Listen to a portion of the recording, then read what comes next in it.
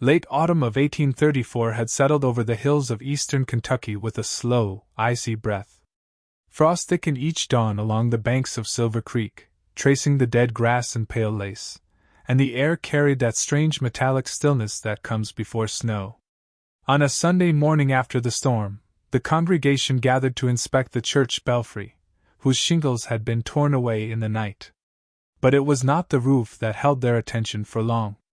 Along the eastern wall, the rain-softened ground had sunk into a narrow hollow, exposing a shape half swallowed by clay.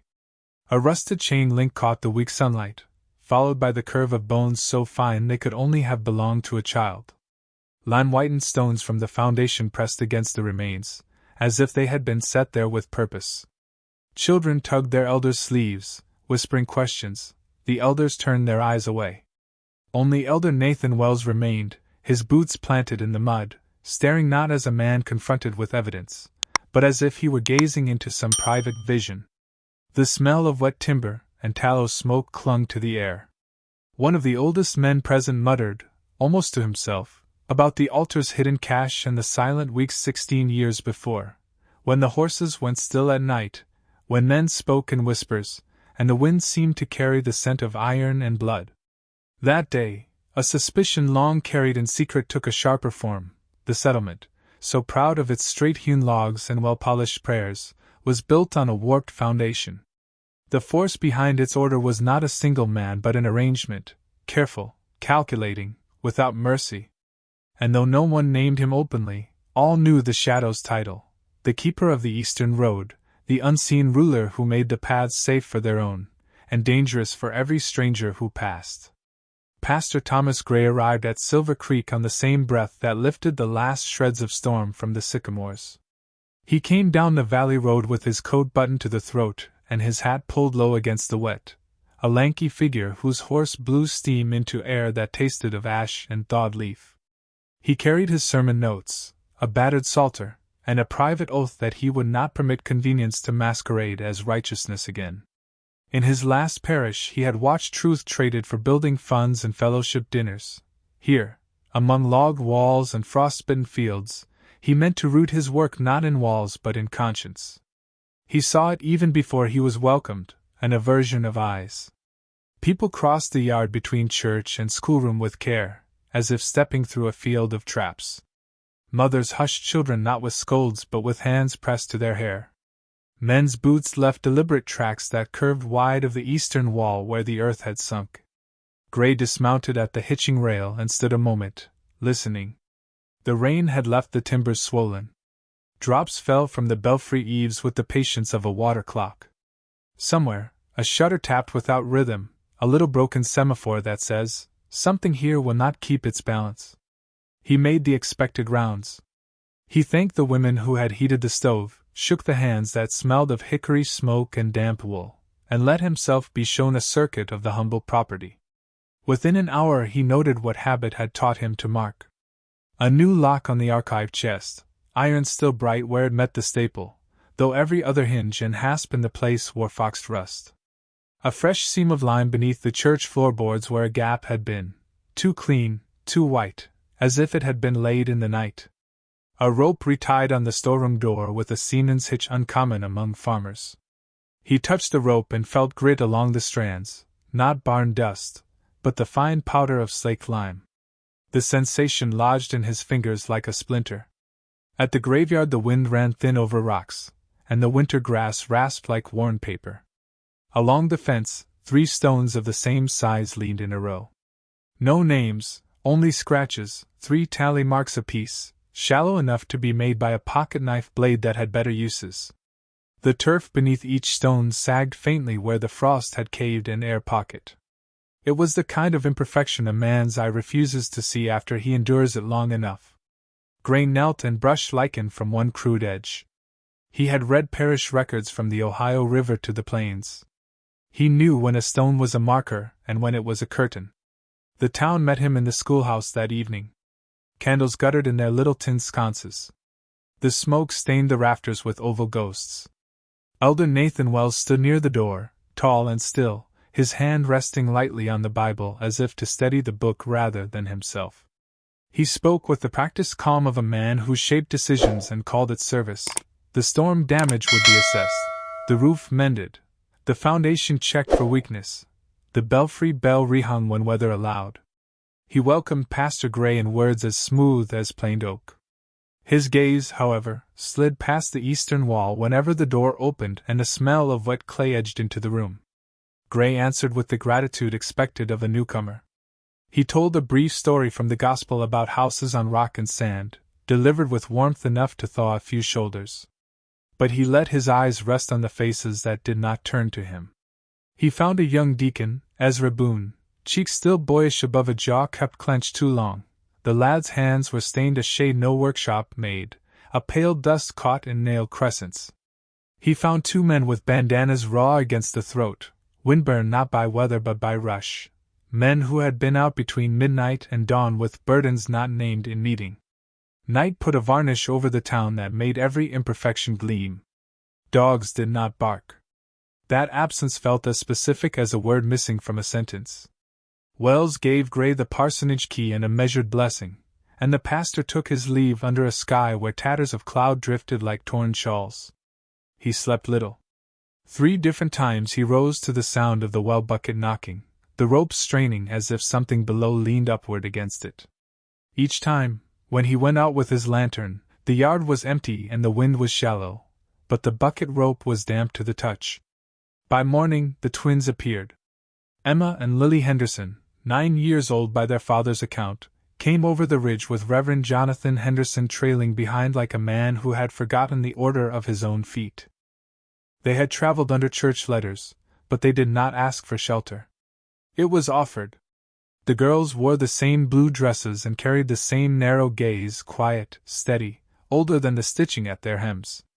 Every tale has a hinge. Gray would later decide it was the moment the twins looked toward the eastern wall without being told.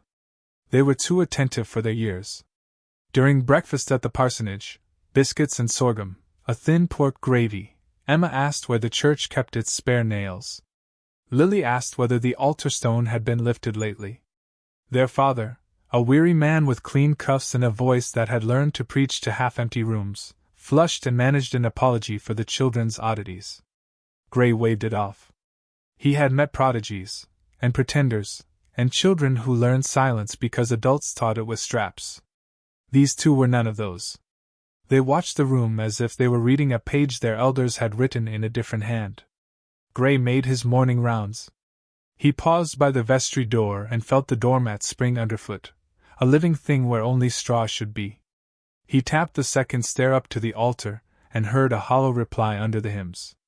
He stood by the archive chest and read the absence inside it, a gap where a ledger ought to be, the faint smear of greasy dust where the removed book had seeped through paper into wood. He breathed, and the air answered with tallow, damp lime, and the river's cold breath. Maiden's Pool lay a mile east, and its scent crept into buildings with a sly tongue. At the edge of town, near the old trail that ran toward Lexington, gray clay showed cart ruts too sharp to be last week's work.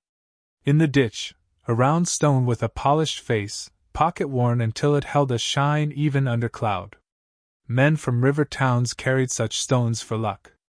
No one in Silver Creek had any use for one unless he had picked it from a dead man's coat. The first Sunday service drew a full house by curiosity alone. Gray preached short and direct. He spoke of foundations and of the virtue of naming things by their right names. He did not strike at the town. He struck at himself, confessing the parish he had left and the silence he would not repeat. Then he dismissed them to daylight with a benediction that asked the Lord to trouble what ought to be troubled. In the aisle, Elder Wells pressed his hand with approval everyone could see. In the corner, Deacon Boone wiped his palms on his trousers and would not meet the twins' eyes. That afternoon, men mended shingles under a strip of clear sky. Gray kept to the church, attending to small work, a latch that stuck, hymnals to be rethreaded. He marked how often someone crossed the yard to the belfry without carrying tools. He marked how the rope on the storeroom door lost its new twist and gained a subtler knot. He marked that the bucket at the well had been clabbered with lard, the old trick to quiet a squeak. Near dusk, the Hendersons stood at the fence behind the graveyard. The girls did not speak, but their father, as if translating a language of glances, said softly, "They have a way of finding what's been put where it shouldn't. It makes people nervous." Gray nodded. He had seen that, too, in men and in maps. Certain minds were magnets that pulled filings of truth from dust. The twins' eyes fixed on the gatepost. Gray pried at its base and found, in a cavity no larger than a man's fist, a scrap of waxed paper folded around an iron key and a strip of leather stamped with a Lexington maker's mark. He did not confront anyone. Not yet. He wrote 3 letters by candlelight, one to the county judge, one to a pastor he trusted in the next valley, and one to himself, which is to say, to the future, a habit he had learned when the truth grew complicated. He sealed them and hid them not in the chest, not beneath the altar, but under the hearthstone of the parsonage, where heat would tell him if anyone reached for them. That night, the town breathed differently again. Windows stayed dark longer than custom. Men lingered in yards with their hands in their pockets, regarding their own fences. On the ridge, a small fire flared and died as if someone were testing tinder and thinking better of it. The twins slept without a sound. Gray sat by the hearth and listened for the well rope. He heard only the faintest quiver, like the last vowel of a word someone had been afraid to speak. In the morning, he would begin his inventory in earnest. He would lay the records side by side and read them for what they were and for what they pretended. He would set his humility like a wedge and see what opened. For now, he sat with the knowledge that Silver Creek, which had welcomed him with proper prayers and buttered biscuits, had also offered him a riddle dressed in charity. He had the sense, sharper than a knife under a sleeve, that time had already been measured by other hands. And he understood, without any voice telling him so, that where Emma and Lily stayed for 3 days, silence had the life pulled out of it like a thorn. He did not arrive by anyone's invitation, but as the consequence of other men's work. Near noon on the second day, 2 hunters from the southwood brought in a gaunt peddler slung between them like a wounded deer. His name, when breath allowed it, was Silas Merritt. His shoulder was torn as if a hook had tried to take him whole. One saddlebag hung empty, the other, slick with creek water, held not goods but damp letters, a copper cross on a frayed cord, and a belt buckle stamped by a Lexington maker whose wares did not often find their way to these hills without an escort. His body read like a ledger written by rough hands, wrists grooved with rope, shins striped where brush had flayed him, clay packed into the heel seams of his boots from places honest folk were said to avoid. He smelled of wet lime and river silt. When he coughed, a white grit lifted from the torn wool at his collar. Gray stood at the edge of the knot of men and watched Wells take command as naturally as a millpond takes a fallen leaf. "Doctoring first," Elder Wells said, though there was no doctor. "Then questions." He sent for clean water, for vinegar, for a woman with a needle. No one noticed how his gaze fell quick and flinty upon the buckle, then slid away. The twins did not approach. They stood by the church door with their hands tucked into their sleeves like very small abysses, and fixed their attention not on Silas's face but on his shoulders, as if naming the weight meant for those saddlebags. Their father murmured a prayer under his breath. The girls did not close their eyes. Gray took it upon himself to examine the peddler's possessions. He laid the letters by the stove to dry. The copper cross he balanced on his palm. The cord had been cut with a short, efficient stroke. In the satchel seam he found 2 grains of pale sand finer than any carried by the creek, a quarry's dust, or the broken crust of old lime. He held the buckle to the light. The stamp's flourish matched a strap Gray had once seen on a sheriff's rig in Lexington, and, more recently, the leather fragment pried from the graveyard post. Silas tried to speak and failed.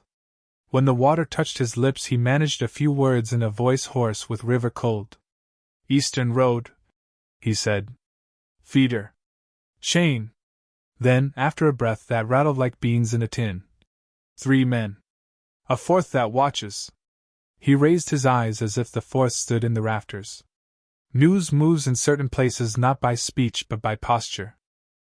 By late afternoon the town knew a traveler had come half-drowned, that his bag held letters and a cross, and that the men who had found him looked troubled in a way not cured by whiskey. Gray walked the periphery, yard, belfry, parsonage, well, listening not for voices but for the mistakes people make when they believe they are unobserved.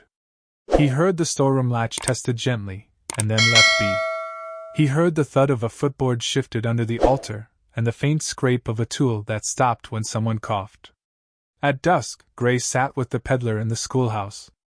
The stove gave off a tinny heat, insufficient and oddly metallic, as if fed a fuel not meant for it. Silas's eyes found the stove door every few breaths. "Smell," he said, and Gray smelled it too, lime somewhere near flame. Behind them, the twins kept quiet attendance with the stillness of pictures in a family Bible. "Where did you leave the road?" Gray asked. "Bend at Maiden's Pool," Silas whispered. "Light in the trees, lantern then none. Horse shied, I went down. Woke in water, hands tied, got free by a root." He coughed blood into a rag and shut his eyes as if to keep the memory from spilling. Gray placed the dried letters beside him. The outermost bore a woman's careful hand, its Lexington address blurred but legible. Another, sealed with black wax, had never been opened. There was, too, a list folded twice, written in a tidy clerk's script. It was headed unashamedly, "Expected passings." Dates ran down the page, matched to fairs and storms. Beside some names was a small mark like A.T. Tally? Trophy? The word formed and would not settle. The men of Silver Creek came and went, looking with a farmer's expertise for what a man can carry when he has little coins. Knives? Information? They found none and were dissatisfied. Elder Wells returned with broth and a blanket, and offered them both with ceremony. Gray thanked him and watched his shoes. The soles bore clay from the eastern cut, newer than the storm. Wells noticed Gray noticing and smiled the smile men use when they hope to convert suspicion to manners. "Pastor," he said, "we do not know what happened to this poor fellow. But I expect you will see that Silver Creek is no place for road business, of any kind." Gray inclined his head. "Silver Creek is a place for truth," he said. "The rest we will measure."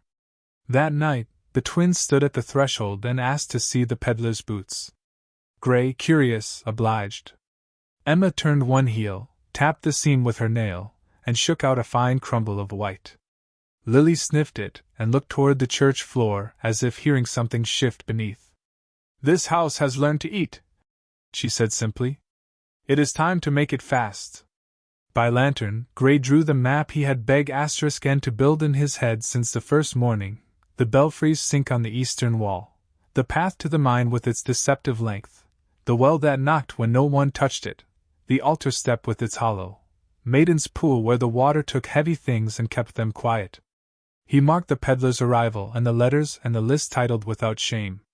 He wrote, in the margin, a name he had not yet dared to speak aloud, Charles King, double-marked in the hidden register behind the belfry, vanished a year before, as if the hills had learned to swallow landowners as easily as drifters.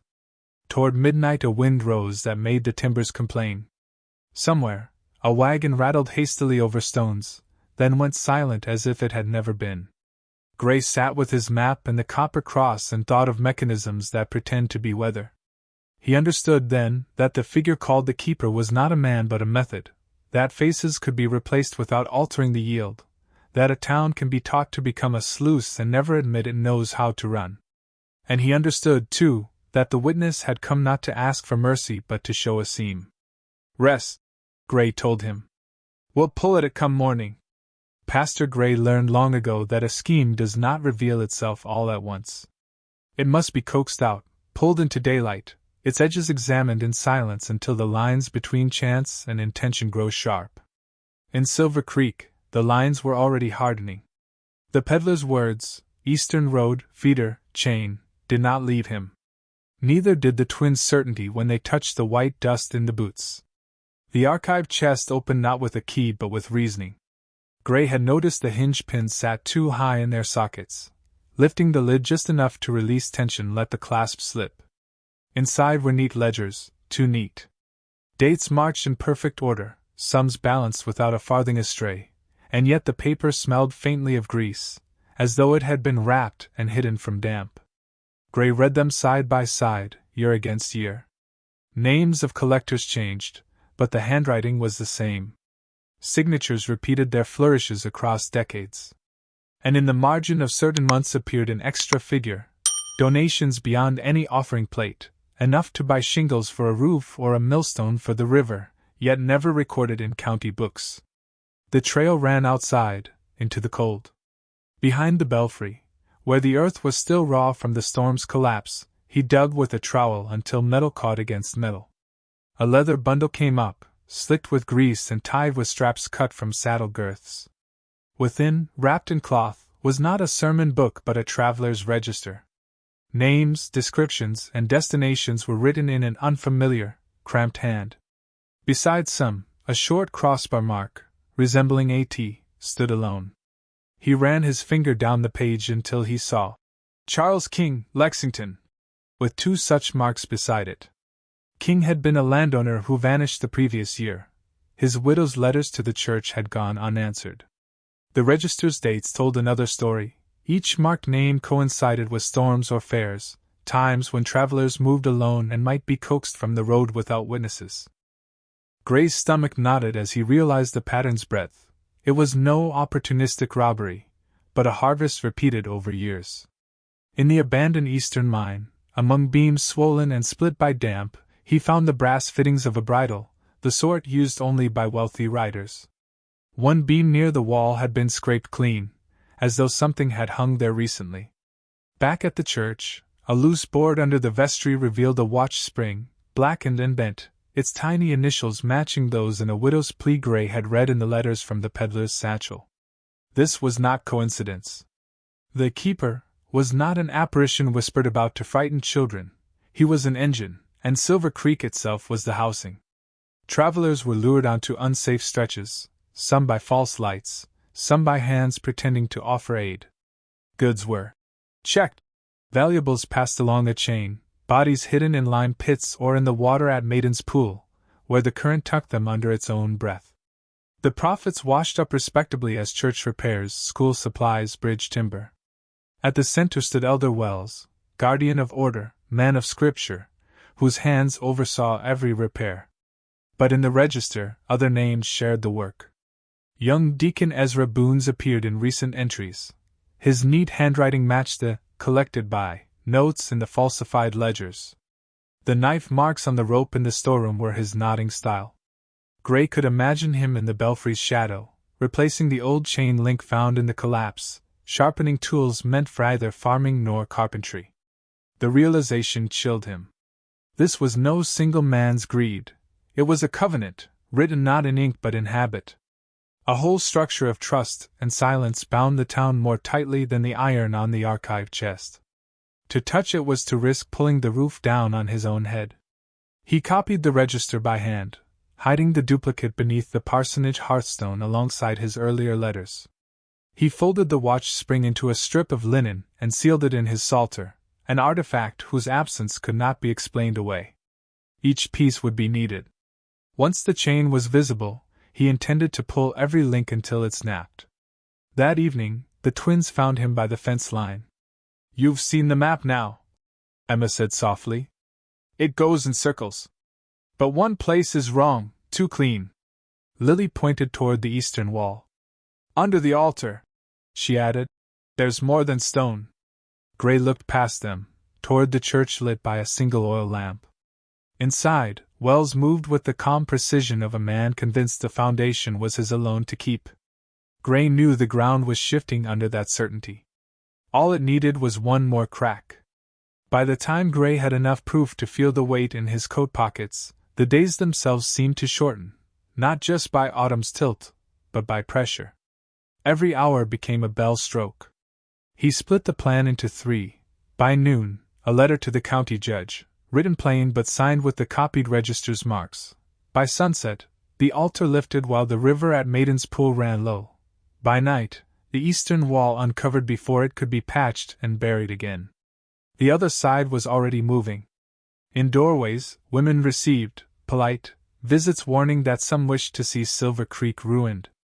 At the well, 2 men in kerchiefs loitered, claiming to be keeping the wind off the bucket. Beyond the fields, smoke drifted from a patch of dry grass set alight, ready to be drawn into the town as cover for whatever they meant to move. On the road to the judge's trail, an elm lay, accidentally, fallen across the way, its cut clean as a butcher's work. In the parsonage, Gray received callers who claimed concern for the church records. Their talk was soft, their eyes sharp. One asked outright to help move the archived chest somewhere safe. Gray smiled and spoke of repairs, never stepping far from the hearthstone where his real evidence lay. He realized then that they had guessed his course. But they could not guess what they could not remember, the subtle landmarks of their own crimes. The twins had given him those. Without speaking much, they placed points on an invisible map, the vestry threshold's mat that flexed underfoot, the altar step whose tap returned a hollow note, the path to the mine that always seems longer than it is, as Lily put it. These were places where memory had been dulled by repetition, but where a stranger's eyes, especially a child's, would catch the wrongness instantly. Gray adjusted his plan. He would not skulk in shadows where they could outmatch him. He would stay in the open, in the day, among people. The enemy counted on darkness, on confusion. He would use the noon sun, the crowd's curiosity over the belfry collapse, the public stage where denial had fewer corners to hide in. He began with the judge's letter, sealing it with wax melted from the altar candles themselves, symbolic enough to prick a conscience should the wrong hands open it. He sent it with Samuel Fletcher, a blacksmith whose grief over his drowned daughter made him immune to Wells's persuasion. Fletcher left by the ridge path at first light, armed not with a pistol but with the knowledge that his girl's grave had no real marker until now. By midday, Gray stood in the churchyard speaking of repairs. The crowd gathered as if to watch carpentry. Instead, he pried up the boards before the altar. A sour draught rose from beneath, and the first spadeful of fill clinked against something harder than stone. He let the crowd see line-whitened bone fragments tangled with nails, a silver knife handle snapped at the neck, its floral engraving dulled by years underground. The air shifted as people recognized the shapes. That evening, he walked the path to Maiden's Pool with the Hendersons. The water was low enough to expose a wedge of stone just beneath the surface. Lodged against it were lengths of leather strap, swollen and pale. Gray pulled one free. The stamp on its brass clasp matched the Lexington mark from the peddler's buckle and the graveyard post. He left it hanging in the cool air like a flag in a place that had never flown one. The twins spoke little, but when they did, their words were aimed like thrown nails.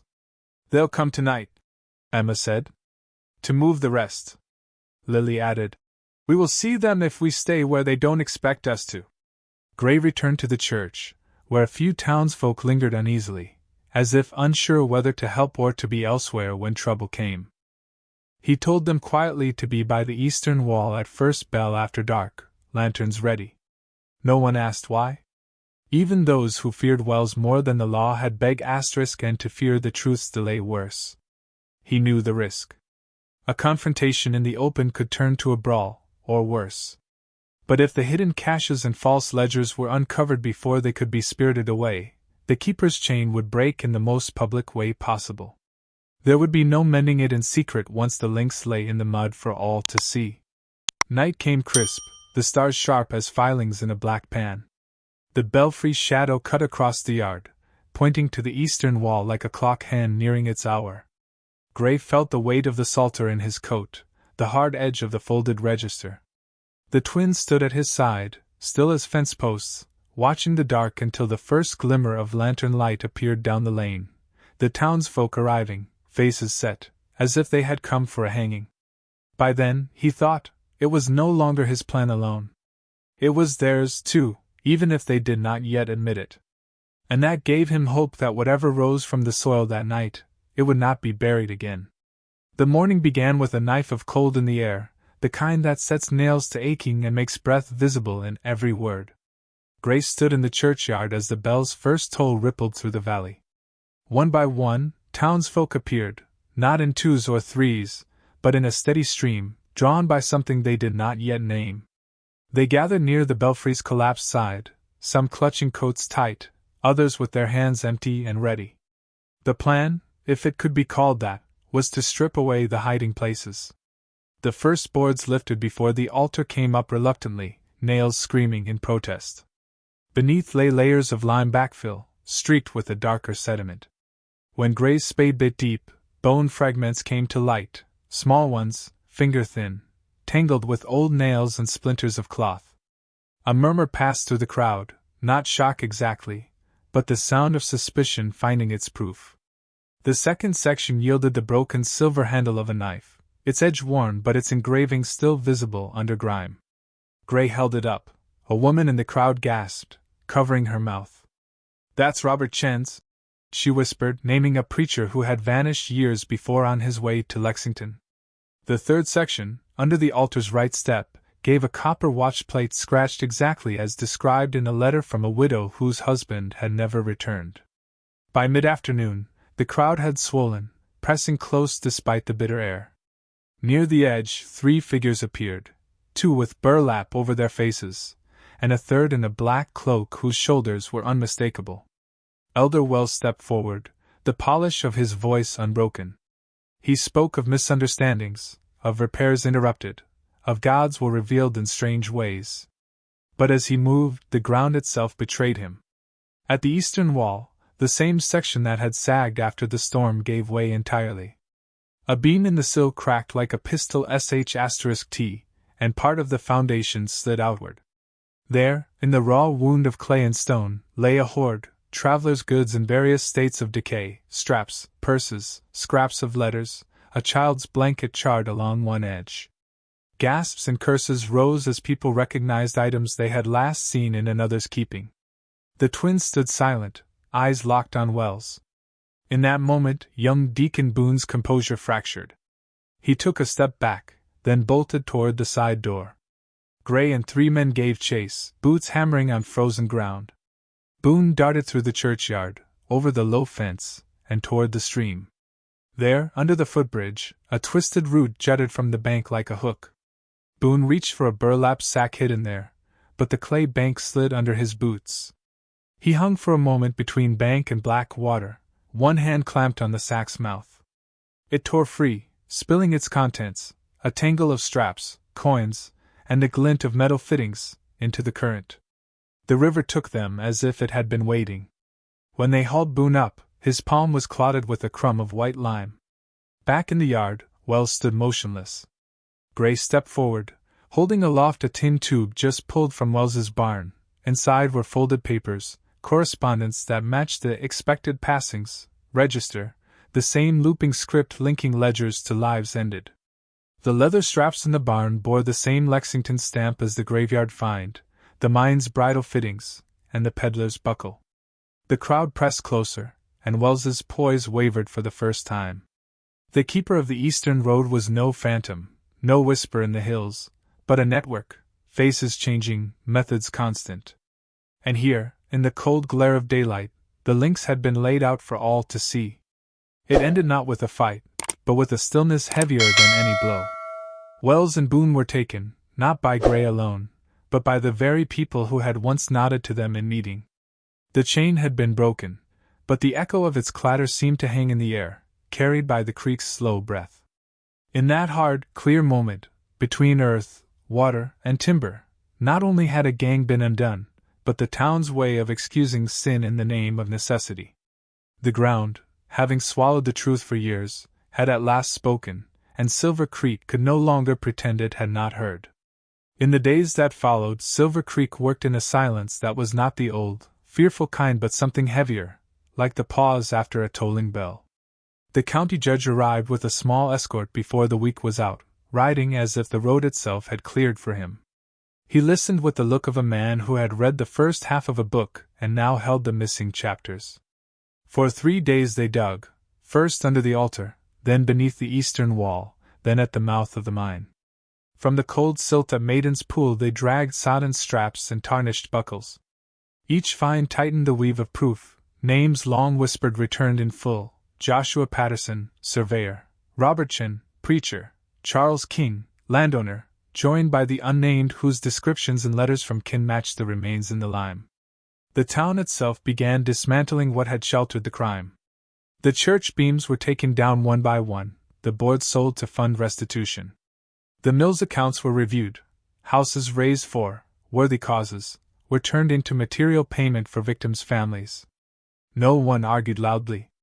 It was less fear of law than the recognition that the ground had told its truth, and nothing could be put back over it. Pastor Gray stayed only long enough to see a memorial board nailed in the schoolroom, where reading had once been taught under the same roof that hid Bones. In the cemetery, the nameless stones were replaced with markers, each bearing at least the bare honesty of description. He saw the Henderson twins, their belongings in a small bundle, walking out along the ridge road. They did not look back. Wherever they stayed for 3 days, truth found its evidence. Now another place was waiting. The trial was swift by frontier standards. Wells and Boone were sent away in irons, though the sentences did not satisfy all. Some believed there were more yet to name, men whose hands had carried straps to the mine or letters to the register. But the judge said a chain once broken could not be made whole without new links, and the town's task was to keep those links from ever being forged again. News came before winter's end that 3 fresh graves had been found in a neighboring mountain hollow, buried in the same style as the old crimes. This chilled even the most stoic. The keeper of the eastern road had been a role, a formula, not a man. So long as greed could wear the clothes of community need, someone would try again. Yet here, the road's roots had been torn out. They would not grow back quickly. When Gray finally left, frost lay thick over the fields.